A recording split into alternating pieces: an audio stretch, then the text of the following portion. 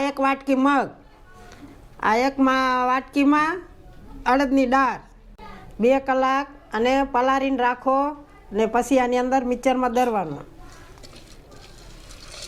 મિક્સરમાં દરવાટા ને આ લસણ ને મરચાં, આદુ ને લીમડો ને અંદર નાખવાનું.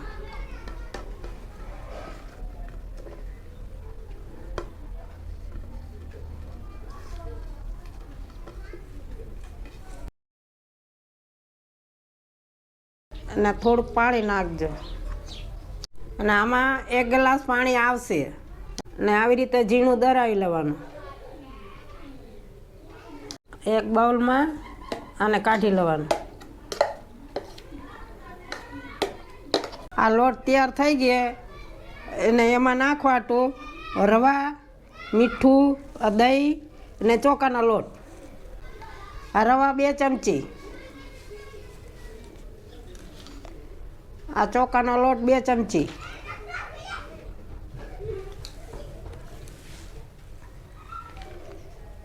અને આ દહીં 2 ચમચી અને મીઠું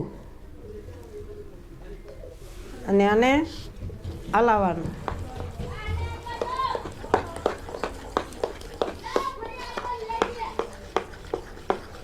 એ 5 મિનિટ આ બધું મિક્સ કરીને 5 મિનિટ રાખજો ને પછી ઢોસાના લોઢી લઈ લો તવા ને એમાં આવી રીતે ઢોસા બનાવજો.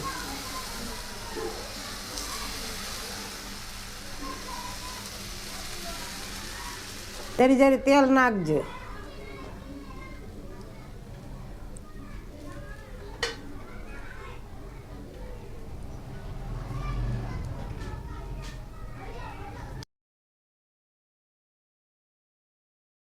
અને આ એક સાઈડ પાકી ગયો ને આ બીજી સાઈડ આવી રીતે પલટી મારી દેવાની.